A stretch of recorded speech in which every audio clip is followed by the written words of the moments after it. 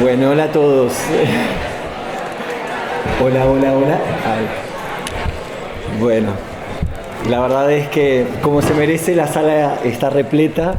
Es un enorme placer y la verdad un honor tener hoy con nosotros a Fonda Lee. En diciembre del año pasado, Insólita Editorial publicó El legado de Jade, el más que satisfactorio cierre de la saga de los Huesos Verdes, traducida excelentemente al castellano, por cierto, por Antonio Rivas, al quien tenemos aquí en la primera fila.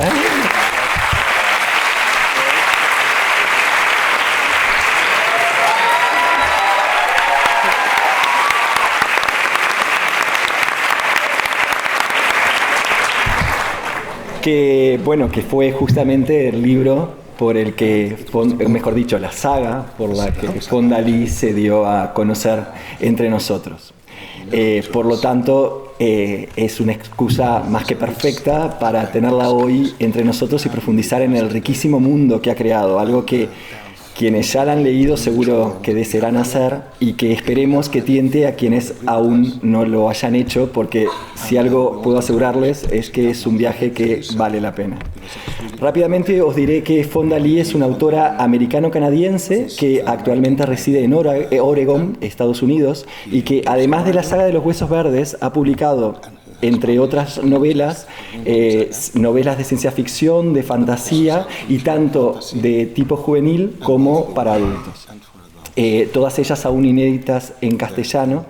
Intentaremos llegar a preguntar por ellas, pero como en realidad lo que nos interesa ahora es aquello para lo que hemos venido, entraremos de lleno en las luchas intestinas entre el clan Montaña y el clan Sin Cumbre, rivales en la isla de Quecón y más allá. Ciudad de Jade, la primera novela de la saga de los Huesos Verdes, ganó el World Fantasy Award y el Aurora Award en 2018 y fue incluida por la revista Time en la lista de las mejores novelas de fantasía de todos los tiempos. No se me ocurre mejor carta de presentación para una trilogía.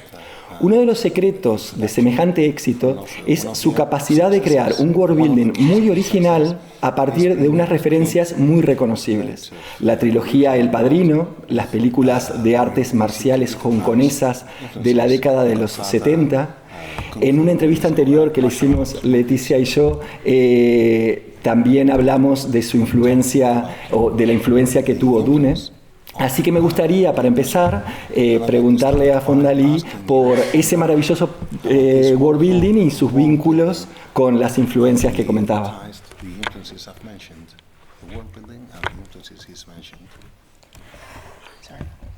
The world building and the influences he mentioned, the Godfather, martial arts. Yeah.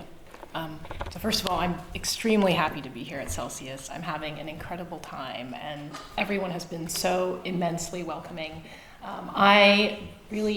When I wrote the Greenbone Saga, starting with Jade City, I had no idea that it would get the reception that it did. I wrote it for myself because it was a combination of things that I was excited about, that I wanted to see in a book, but that I couldn't find on the shelf. So I wrote it by combining the things that had always been of interest to me. I'm a lifelong martial artist. I grew up watching kung fu movies, Bruce Lee, and then discovering films by John Woo and Infernal Affairs and the Eastern crime dramas. And then, of course, I was also very steeped in Western media, The Godfather, and Untouchables, and Goodfellas, and so on. And I grew up reading epic fantasy, mostly the epic fantasy that you see set in the Northern European kind of setting. But I wanted to take these different influences and create something that felt like a completely different and that spoke to me. And at the time, I didn't see that and wanted really just to work with these vibes that I had. I had no characters, I had no plot yet, but I just had this idea for what the Greenbone Saga would feel like. And it took me several years to kind of combine those and come up with the characters, the plot, the world, but it really just started with this one idea of really superpowered martial artists in a modern Asian metropolis and a gangster family saga, and that was it.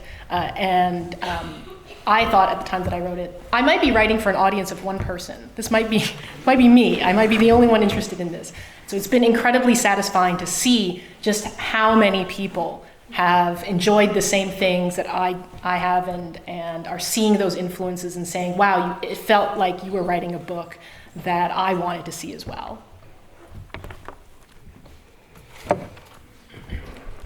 Pues en primer lugar quería deciros que estoy encantada de estar aquí, os agradezco muchísimo la extraordinaria bienvenida que me habéis brindado en todo momento. La verdad es que estoy feliz de que la saga de los Huesos Verdes, de que Ciudad de Jade haya tenido esta acogida. No tenía ni idea de que iba a ocurrir algo semejante cuando me puse a escribir la primera novela. Y la verdad es que cuando me puse a escribirla pensé en escribir algo exclusivamente para mí, casi. Quería una combinación de las cosas que me emocionaban y de las cosas que me divertían y que no solía ver en otros libros. Yo llevo toda la vida practicando artes marciales. Crecí viendo las películas de Kung Fu, viendo películas de Bruce Lee, las de John Woo, viendo Asuntos Infernales y también estas series dramáticas casi tipo Culebrón de Oriente. Quería introducir todas esas cuestiones, pero también quería introducir elementos de la tradición dramática occidental, sagas y películas que me habían marcado mucho, como El Padrino, como Los Intocables de Eliot Ness o Uno de los Nuestros. También había leído muchísima fantasía épica de pequeña. Y toda esa fantasía épica solía ser fantasía épica que estaba ambientada en mundos y regiones que se parecían mucho al norte de Europa. Yo lo que hice fue coger todas esas influencias que os acabo de mezclar y tratar de mezclar, que os acabo de mencionar, perdón, y tratar de mezclarlas para crear algo nuevo, algo distinto y algo que fuera para mí en un principio.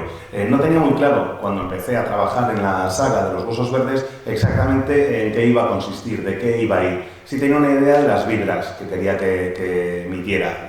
Sabía más o menos cómo me sentía yo, qué es lo que quería transmitir. No tenía muy claros cómo iban a ser los personajes, no sabía nada del argumento, pero sí tenía una idea de la sensación que quería generar. Y a partir de ahí, con el paso del tiempo, fui desarrollando los personajes, fui desarrollando el argumento, fui desarrollando el mundo. Sabía poco a poco, fui dándome cuenta poco a poco de que lo que quería era contar una historia de gente que tiene superpoderes, que practica artes marciales, ambientada en una metrópolis asiática, protagonizada por una familia de gángsters. Y pensé, mira, la voy a escribir porque de lo malo el público lector está asegurado a una persona, que soy yo. Pensé que lo estaba escribiendo únicamente para mí. Así que imaginaos la satisfacción que siento al llegar aquí y al ver esta sala llena y que se me acerque la gente y me diga, he disfrutado muchísimo de la saga de los Huesos Verdes, me lo he pasado absolutamente de maravilla y me encanta el que hayas escrito el tipo de libro, exactamente el tipo de libro que yo quería ver en las estanterías. Bueno, como habéis oído, porque lo ha dejado caer así de una manera muy modesta, porque ella es así, dice, practico artes marciales. En realidad tiene 2 cinturones negros y creo que podría vencernos a todos con una mano atada a la espalda. Entonces, si los que habéis leído la saga y los que no, como nos la estamos recomendando, se nota mucho, creo, este conocimiento de artes marciales, sobre todo en las escenas de acción y en los combates. Entonces me gustaría que Fonda nos dijera cómo influyen esos conocimientos suyos y cómo los vuelca en estas escenas de acción. It is helpful for me to have some martial arts knowledge because as a writer, psychologically, writing action scenes is like candy. So I know that if I'm writing a really difficult political scene or a really intense emotional scene, I can get through it if there is a fight scene afterwards. I just need to get there. So that's one advantage. But I often tell writers that it's not the knowledge of specific fighting techniques or martial arts skills that makes you able to write a good martial arts scene or a good action scene. Because if you think about how action scenes, fight scenes occur in film, film has the advantage of the visual input, and you're able to see everything happening immediately right on the screen. If you tried to write every single thing that happened in a fight scene in prose, it would be like 10 pages long and extremely boring. So as a prose writer, I can't use the same tools that a filmmaker has. But what I do have is a huge advantage because I have the interiority into the character.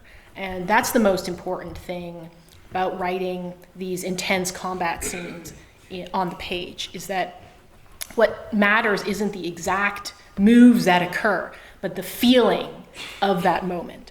And if there's one thing that I think martial arts training has done for me that has made it easier for me to convey that, it's the fact that I have that experience of taking a punch, of being in a combat situation, even under very controlled circumstances. And as martial artists, we train for the moments we hope never happen. Mm-hmm. And thank God, even though I've trained many years, I have not been randomly attacked on the street, but I have been in a situation where I've had to think about that a lot and imagine, well, what would I do in a violent situation? Can I put myself psychologically into a mind space where I have to think about fighting for my life or fighting to protect somebody that I love, or in those high moments of conflict, I'm able to put myself in that space, and that allows me to do it for my characters on the page. So the most important thing when writing a story is that those moments of violence aren't just physically clear and convey well from a tactical point of view, but that they carry the emotional weight. Because most of us, we go through our life trying to avoid conflict, but conflict is the lifeblood of the story, and those moments that are violent have to feel like they are earned.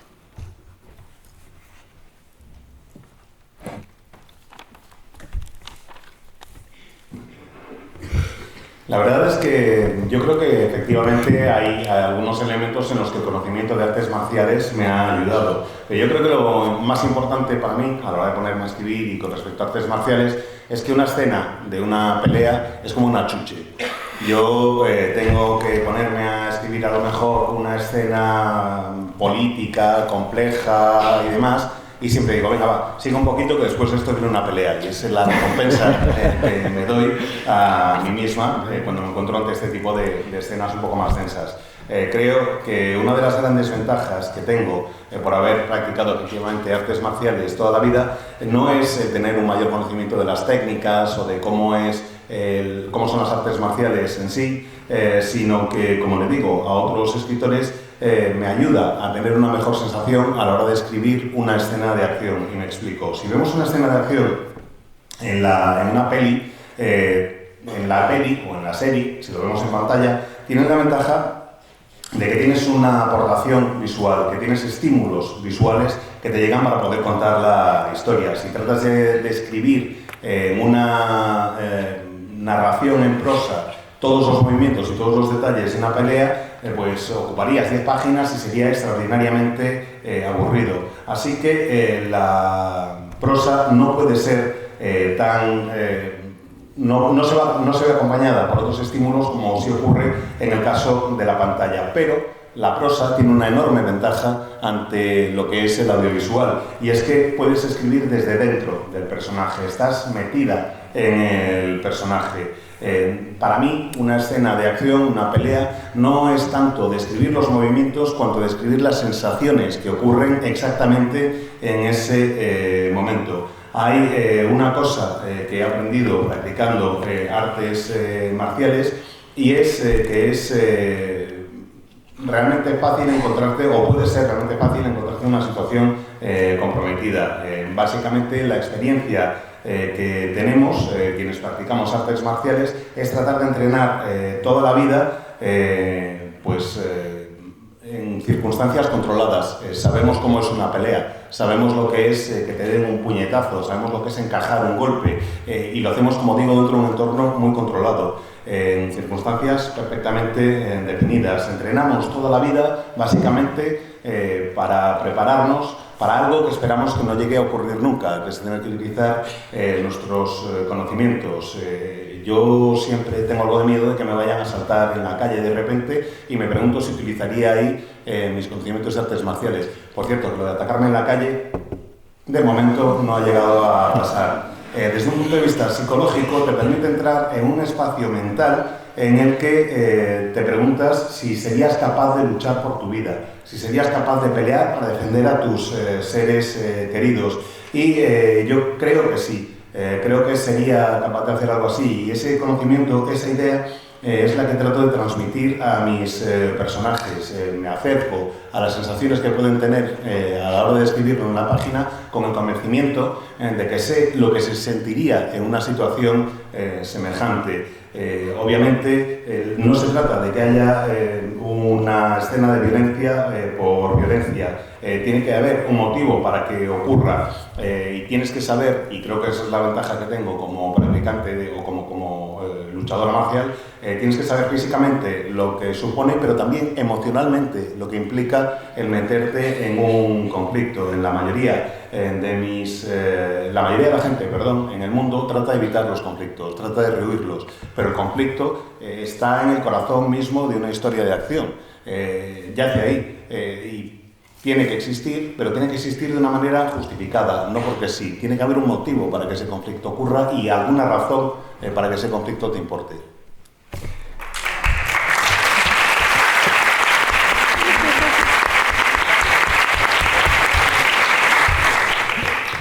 Bueno, en el título de las 3 novelas y de 2 extras de los que ojalá nos dé tiempo de hablar está la palabra jade. Así que obviamente la siguiente pregunta es ¿qué rol cumple el jade en la historia y por qué elegiste el jade?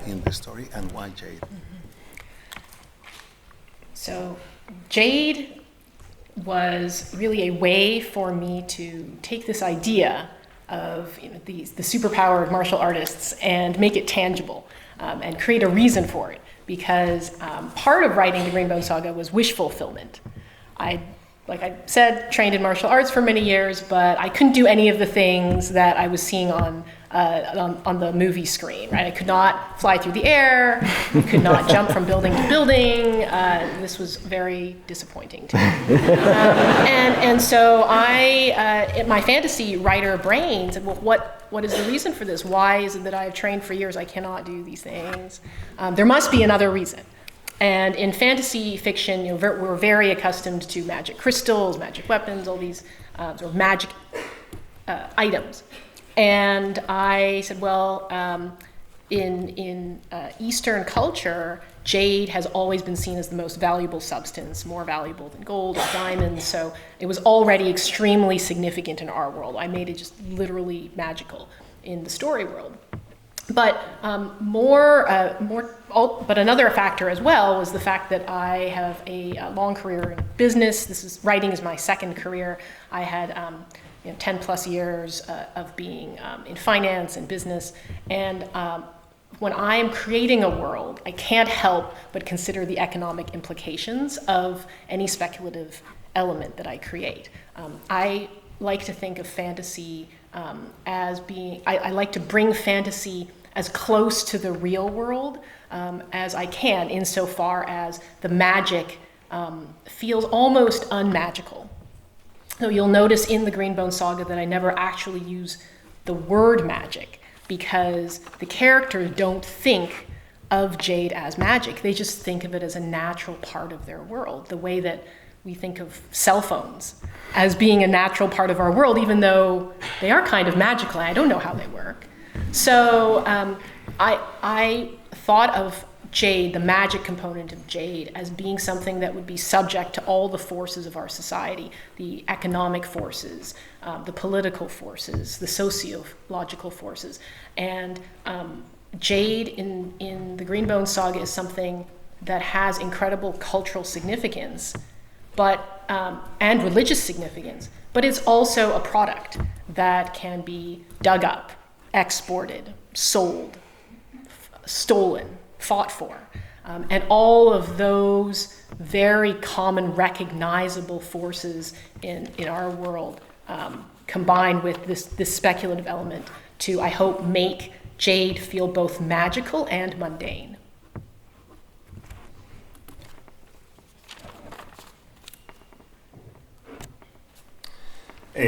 Tenía claro que el jade era la excusa o el elemento que iba a permitir que mis personajes tuvieran superpoderes, la razón de que tuvieran superpoderes.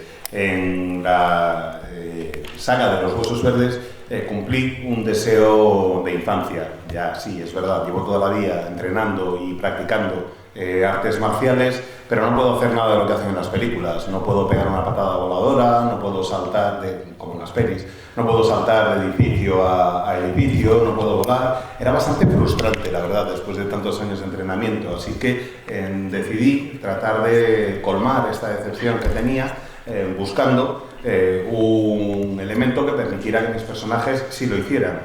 Lo que pasa es que en la fantasía en general siempre hay algo que permite que el personaje haga lo que hace, algún tipo de arma o algún objeto mágico, y sabía que necesitaba algo así para poder dotar a mis personajes de sus poderes.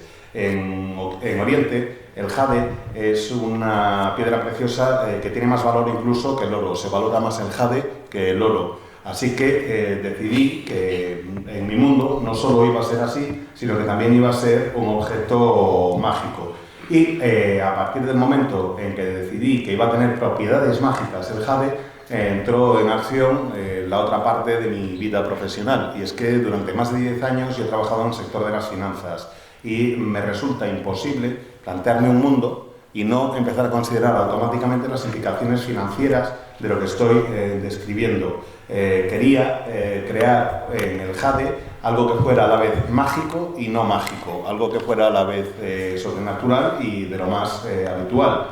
Si os fijáis, en ninguna de las novelas, en ninguna de las obras de la saga de los Huesos Verdes, uso la palabra magia o mágico para referirme al jade, porque para los personajes el jade no es mágico, es simplemente parte de algo que es habitual, o sea, es parte de sus vidas, es algo habitual en sus vidas. Es como los móviles para nosotros. Si lo pensáis fríamente, un móvil tiene algo de mágico, pero forma parte de nuestra vida habitual y ni siquiera pensamos en ello. Así que para mis personajes el jade es lo mismo, y en el momento en el que me di cuenta que formaban parte el jade de su vida habitual, me di cuenta también de que estaba sujeto a todas las fuerzas, a todas las influencias que podían existir en la sociedad. El jade tiene una serie de implicaciones, pues tanto desde el punto de vista político, como desde el punto de vista económico, como desde el punto de vista sociológico. En la saga de los Huesos Verdes hay el jade tiene un significado claramente cultural, además, e incluso religioso. Y además, a pesar de todo esto que acabo de decir, es un producto, es algo que se puede vender, es algo que se puede comprar, es algo que se puede excavar o sacar de una cantera, es algo que se puede, por lo que se puede traficar, es algo por lo que te puedes pelear. Y eso es algo que creo que hace que nos podamos identificar con el jade con facilidad, porque todos reconocemos ese tipo de tendencias, ese tipo de fuerzas, ese tipo de situaciones. Básicamente lo que trataba con el jade era que fuera a la vez algo mágico y mundano, algo mágico y cotidiano. Si veis, hemos empezado a hablar de las escenas de combate, del world building, hemos hablado también de los poderes del jade, pero en realidad aquí lo que hemos venido es por el salseo, porque lo que nos interesa es los personajes tan maravillosos que ha creado para la historia, porque vemos conflictos familiares, vemos conflictos intergeneracionales y en general los personajes que se ha creado para esta saga, os digo, permanecerán en vuestros corazones, por lo menos en el mío tienen un hueco importante ganado. Entonces, la pregunta es, me gustaría saber cómo desarrolló estos personajes y también especialmente la parte de los personajes femeninos, que parece que están un poco apartados de la sociedad porque la sociedad de Jan Lund es un poco patriarcal, pero van cobrando importancia conforme va avanzando la saga.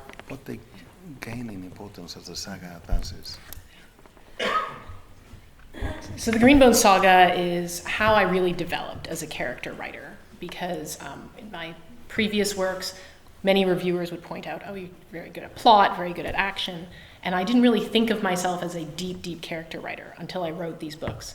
And the reason why the characters came to life for me and for readers so well was because of their relationships.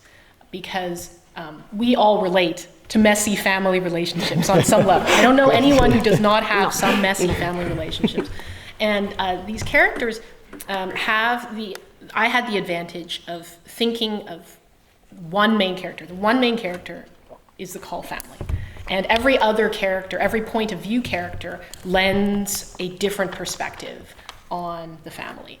And so every time that I write about a character thinking about another member of their family, you get a different perspective on them. And as a result, they feel more real, because we don't present the same face to everyone around us. We're a little bit different with our parents than with our children, than with our coworkers, and so on.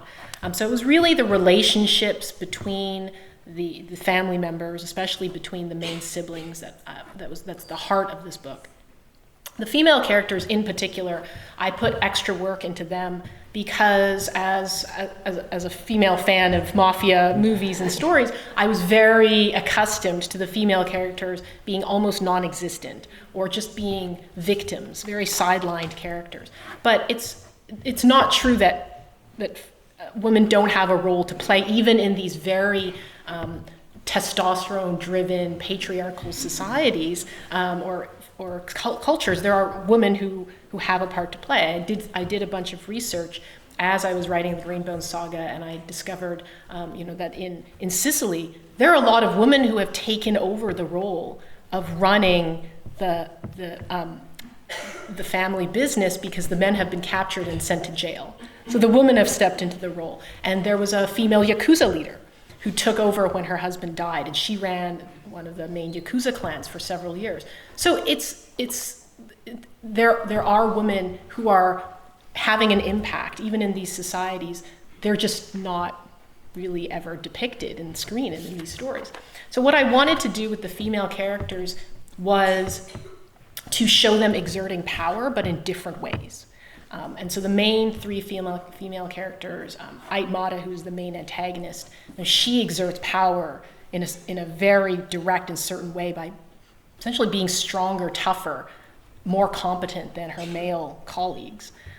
And then we have Shay, who is exerting power through business, through politics, in a more subtle way, but having a lot of influence in the long term.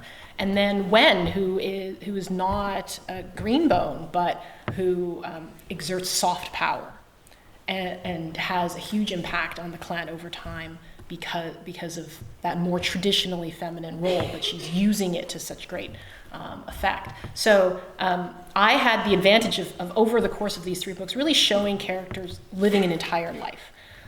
And the key to that was to show them evolving naturally as a result of all the things that happen to them, but at the core, they still have to remain fundamentally themselves.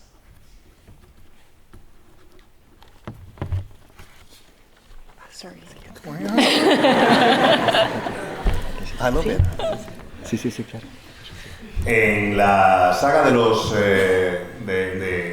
huesos, en toda la serie me preocupé mucho por tratar de desarrollar bien a los personajes, por tratar de que fueran personajes que tuvieran cara y ojos. En algunas de las críticas que se habían hecho a mis obras anteriores siempre me decían que estaba muy bien el argumento y que estaba muy bien la acción, pero había pocas menciones de los personajes. Y yo pensaba, tenía la sensación de que mis personajes no tenían la suficiente profundidad. Yo quería que fueran personajes que cobraran vida, los de esta saga, para mí, que cobraran vida para mí, porque pensé que así lograría que las personas que leyeran mis libros pues se pudieran identificar con esos protagonistas. Yo creo que todos los aquí presentes, sé que todos los aquí presentes pues tenemos alguna relación chunga en nuestra familia, que tenemos algún tipo de jaleo o algún pariente que, en fin, y creo que eso es lo que me ayudó a concebir la saga, entender que la familia protagonista era un personaje es un solo personaje, el clan protagonista, y que el resto de los personajes que no forman parte de la familia son puntos de vista secundarios, que te permiten ir conociendo a la familia desde fuera. Y además, cuando tengo capítulos con punto de vista de alguno de los miembros de la familia, me sirve para ver cómo se perciben ellos entre sí, cómo ve cada uno a los demás. Y eso me parece que hace que los personajes cobren más vida. Nosotros, todos los aquí presentes, todas las personas aquí presentes, pues mostramos distintas facetas de nuestro yo según en qué circunstancias nos encontremos. No eres igual cuando estás con tus padres que cuando estás con tus compañeros de trabajo, que cuando estás con los amigos. Y creo que eso es normal, que eso es lo que hacen todos los seres humanos. En el caso de la saga, los tres grandes protagonistas, los que llevan el peso, son los hermanos.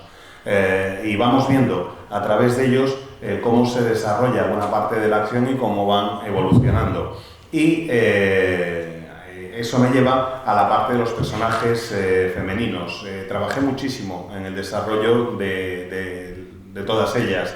Yo como aficionada que soy a las películas de mafiosos, a las películas de gángsters, me doy cuenta de que normalmente en este tipo de películas las mujeres no desempeñan un gran papel, suelen tener un rol bastante secundario o ser simplemente las víctimas de las circunstancias. Y cuando me puse a investigar me di cuenta de algo que ya sospechaba y que ya sabía, y es que eso no es cierto realmente, que incluso en la sociedad más patriarcal que se os puede ocurrir hay mujeres que dan el paso al frente y asumen toda una serie de roles.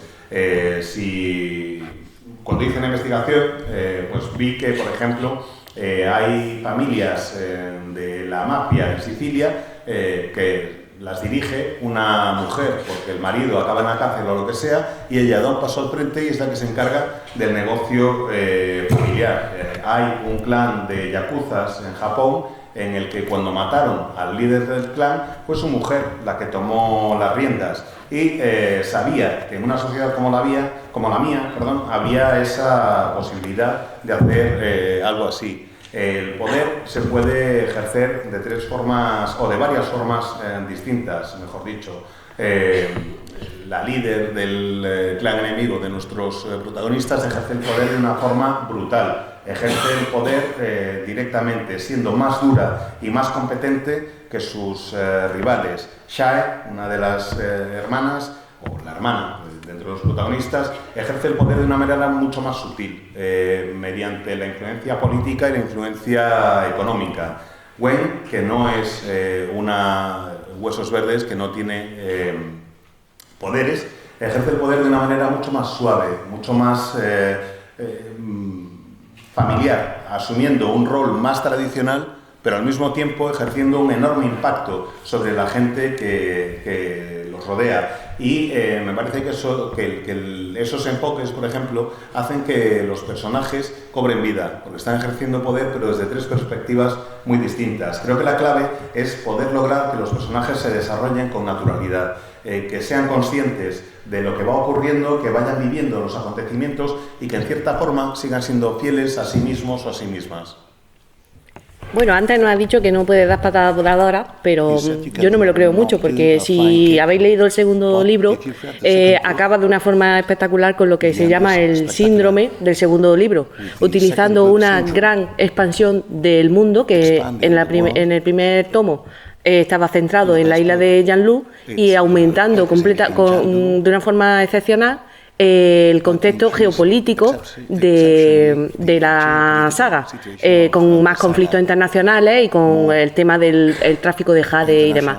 Entonces, me gustaría que nos contara algo más sobre ese contexto geopolítico aumentado del que seremos testigos en la segunda y en la tercera parte de la saga.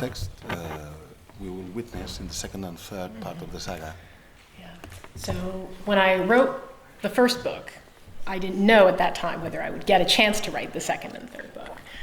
But it was only after my publisher said, okay, we'll give you a whole trilogy, that I really started to think about how do I tell a complete story across the three books. And I felt like what makes a trilogy great is when each book or each installment has its own character. and stands alone, even though they tell a complete story.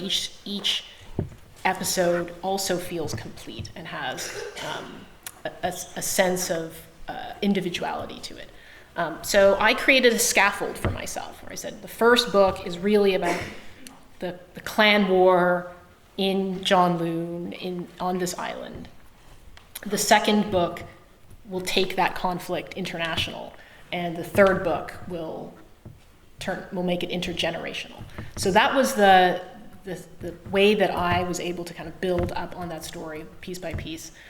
And the challenge was to, as the story grew and became, it had so many more moving pieces to it, was to still maintain the focus on the characters and on the family.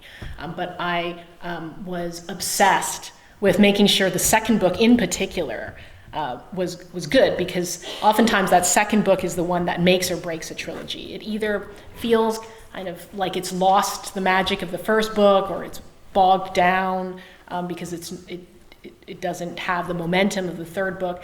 So that second book is as a writer, is just really, really tricky. So I ended up studying a ton of sequels that I really liked to try and figure out what makes a sequel work. And my main conclusion was that the sequels that work do something fundamentally different from the first book. They continue the themes and the characters, of course, but they turn the world on its head in some way.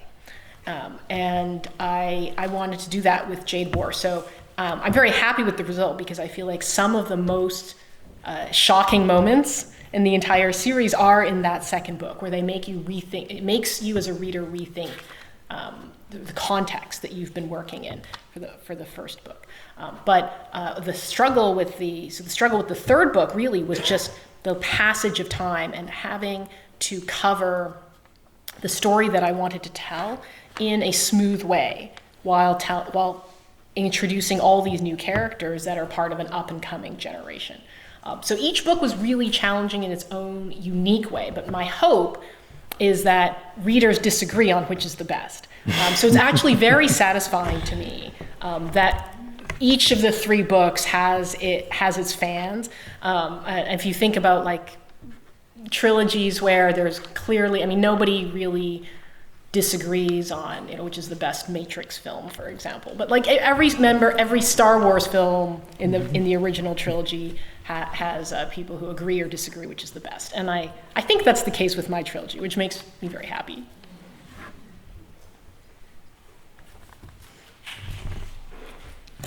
Cuando acabé de escribir el primer libro de la trilogía, no sabía si iba a poder escribir el segundo y el tercero. De hecho, no sabía si iba a ser una trilogía. Cuando la editorial me dijo, sí, tienes luz verde, puedes tirar adelante y hacer una trilogía, dije, vale, pues ahora necesito expandir la historia original. Sabía cómo eran los personajes, cómo eran las características del mundo desde el principio, pero ahora necesitaba poder desarrollar el concepto más allá, llevarlo un paso más allá. Y me di cuenta de que si el primer libro refleja sobre todo, se centra sobre todo en la guerra de clanes en Jianlun, en el segundo lo que iba a hacer era, me creé una escaleta para ello, de hecho, para escribirlo. En el segundo lo que iba a hacer era darle una dimensión internacional a ese conflicto, expandirlo a otros sitios, y en el tercero ese mismo conflicto iba a ser de carácter intergeneracional. Ese era el reto, el tratar de ir haciendo que la historia pues, creciese, abarcase otros elementos, al mismo tiempo que podía combinar todas las piezas móviles que existen en la historia. Hacer que los personajes tuvieran ese tono de familia y siguieran moviéndose. Y me obsesioné con que el segundo libro quedara realmente bien. Buscaba, en la medida de lo posible, encontrar la receta para que el segundo libro funcionara. Y me dediqué a ver qué es lo que pasaba con otras trilogías. Y me di cuenta de que una trilogía tiene éxito o la caga normalmente en función del segundo libro, en función de la segunda entrega. Porque si la segunda entrega no convence si los lectores empiezan a decir es que ha perdido la magia, es que ya no es lo mismo, es que ha perdido la frescura del primer libro, ya no va a haber forma de que lleguen al tercero. El tercero es más fácil que tenga éxito porque ya llevas todo el impulso acumulado de los dos anteriores y vas hacia el final.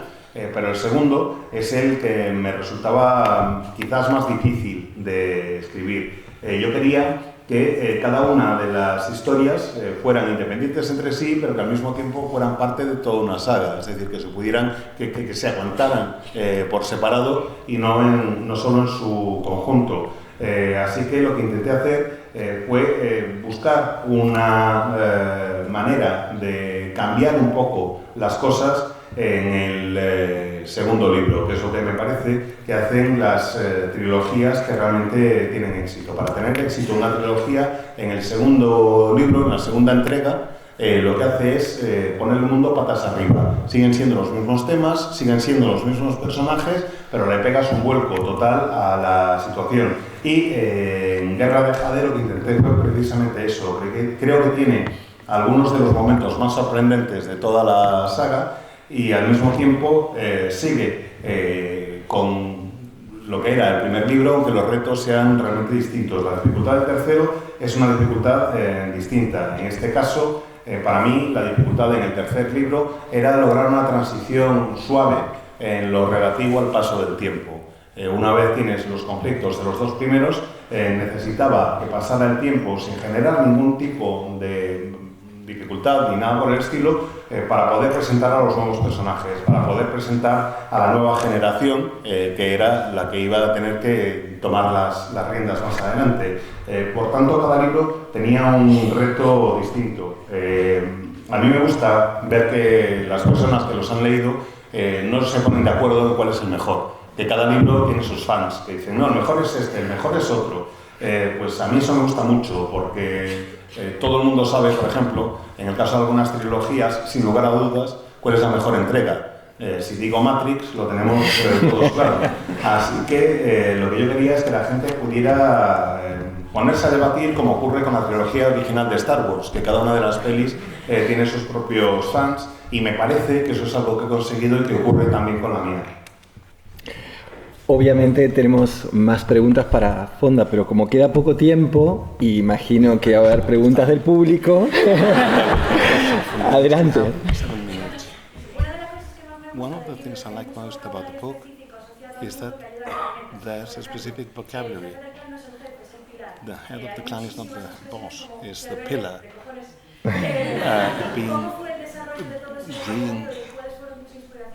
And what were the inspirations for that?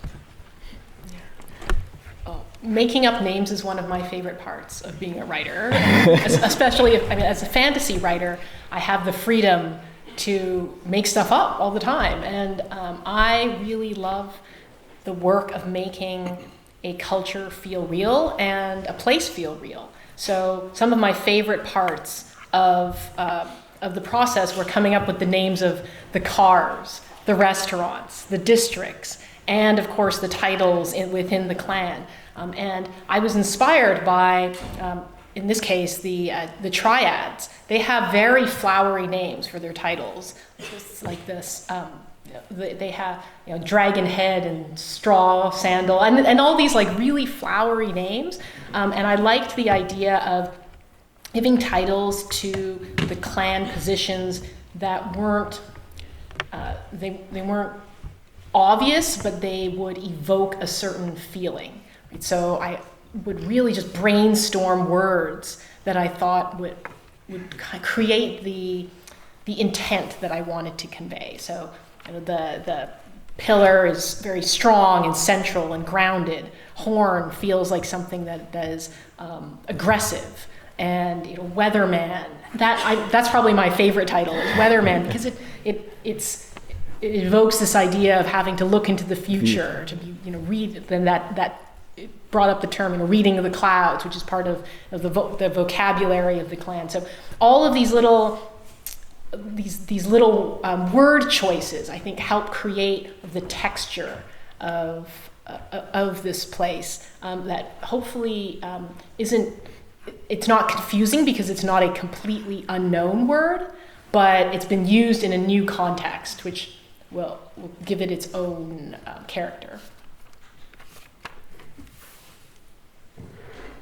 Pues lo de inventarme los nombres y la terminología de la saga es una de las partes favoritas para mí, me encanta inventarme las cosas, inventar una cultura totalmente distinta, no solo los nombres de las personas, sino también pues las marcas de los coches, los nombres de los distritos, los nombres de los restaurantes o la jerarquía dentro del clan. Me inspiré en las tríadas chinas, que tienen para definir su jerarquía y los cargos que se ocupan nombres realmente espectaculares. El dragón florido y no sé cuántas... No, cabeza de dragón, perdón.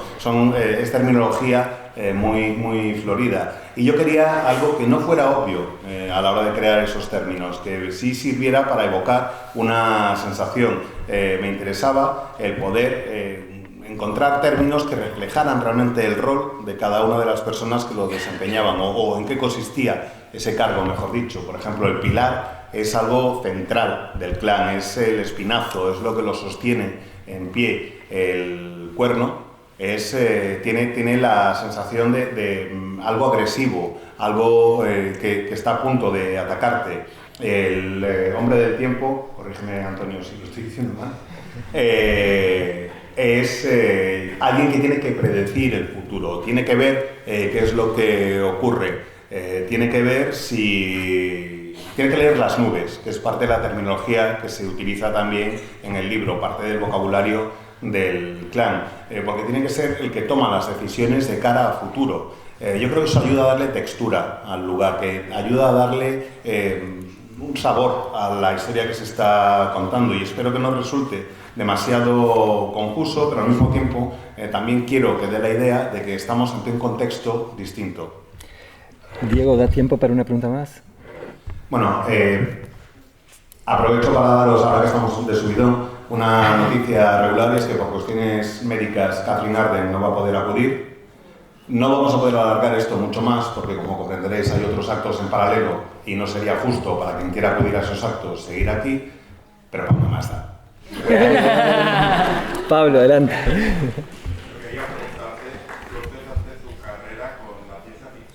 You started your career in science fiction, and it has been said that your next book is a samurai space opera after your success with fantasy. I wanted to know, what does science fiction bring you? And if you know that taking a risk with a space opera right now is something very daring, considering that it's not that popular anymore. Do you think that the space opera is not that popular anymore? And what does space opera bring to you? I don't really think of writing science fiction and fantasy as being different. I don't approach them any differently. They're really just, to me, two sides of the same coin. Whether it's futuristic technology or whether it's magic, they're just both narrative tools to tell a story. So I just think about the story and what's kind of the right environment, the right setting to tell that story. I'm sure my editor and my agent have more opinions about whether I should be writing science fiction or fantasy or following up the Greenbone saga with more fantasy, because that's where I've seen more success. But I like being able to bounce between the two because I feel like they are extremely complementary. And fantasy affords certain, it has a certain readership. Science fiction has a certain readership, so I know that to some extent I may not get crossover between all of my books. But in the long term, for me personally, I like being able to have a foothold in both of those because I love both. I grew up in both. And you know, there's always someone who's saying this is not popular anymore and this sells better, but I just ignore them.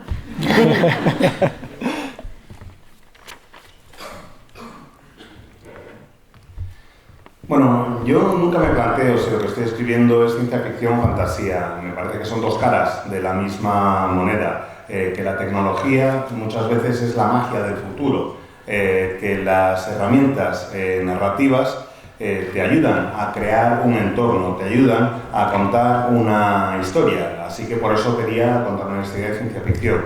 Luego ya, si le preguntas a mi editor y a mi agente, igual no les hace tanta gracia que me decante por la fantasía. Probablemente querrían que siguiera escribiendo fantasía y más de los huesos verdes, porque es con lo que he tenido más éxito, y que no pasara a otro género. Pero a mí es que esos otros géneros me parecen complementarios. Crecí como lectora tanto de ciencia ficción como de fantasía, y me parece que hay puntos en los que puede haber intersecciones entre los dos géneros. Además, a largo plazo, lo que me gustaría es tener un pie en cada uno de ellos, tener una posibilidad de estar presente en cada uno de ellos, porque me encantan los dos.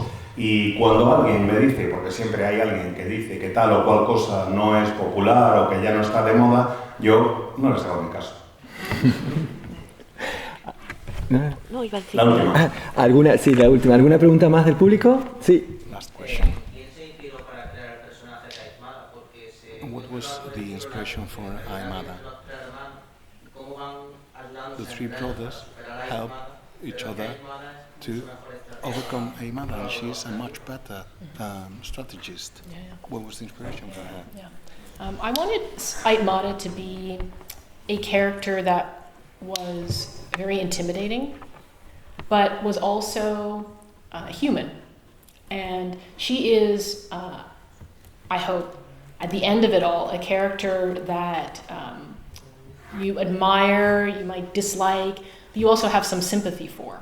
I don't tend to write heroes and villains in my work. I like to think, I was having this conversation with Antonio yesterday, I like to think I could rewrite the entire trilogy from Aitmata's point of view, and you would be equally sympathetic towards her. And one of the things that I wanted to accomplish throughout the series was this feeling that she was always there. She wasn't on the page, you knew she was plotting something, she was scheming something. You could never forget about her because she was always thinking 2 steps ahead. She was a better strategist. But also, because of her position, she has a very lonely role. Like the rest of, the Call family, they have each other.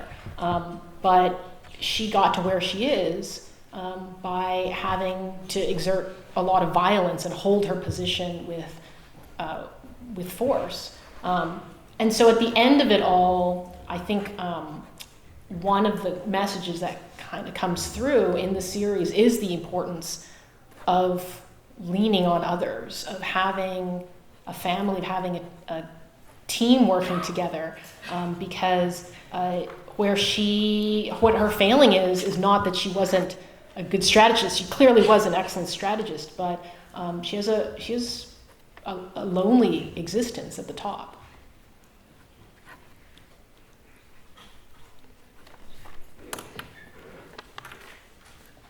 Bueno, yo creo que Aimada fuera una presencia realmente muy intimidatoria, pero que al mismo tiempo también fuera humana, que fuera un personaje que pudieras llegar a admirar, aunque no te cayera bien.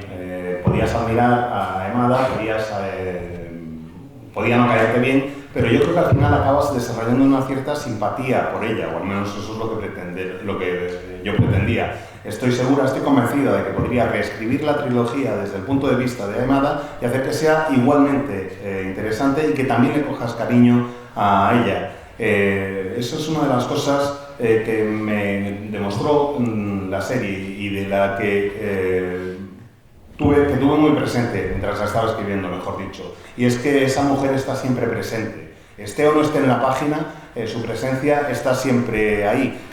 No la mencionan, pero sabes que está tramando algo y sabes que va 2 pasos por delante de los protagonistas. Es una estratega extraordinaria y eso es lo que le permite mantener su posición durante tanto tiempo. Los protagonistas tienen a toda la familia rodeándolos, pero ella está sola y ella ha llegado a la posición a la que ha llegado a través de la violencia, ha llegado a esa posición por la fuerza. Yo creo que al final uno de los mensajes que transmite la serie es que, la trilogía, es que da igual lo bueno o buena que seas, lo importante al final es poder contar con los demás, el tener un buen equipo que te rodee, una familia que te apoye. Y da igual lo buena estratega que seas, y Aimada es una estratega excelente, al final cae porque está sola en la cumbre. Bueno, primero agradecerle muchísimo a Fonda que haya venido aquí, porque la verdad es maravilloso tenerla cerca y aprender de ella. Y os recuerdo que estará firmando ahora en el Filmódromo y aprovechar esta oportunidad, porque luego imaginaos que conforme vaya evolucionando su carrera se nos van a formar una cola como las de Brandon Sanderson. Así que es el momento de llevarle todos los libros que tengáis y que os los firme.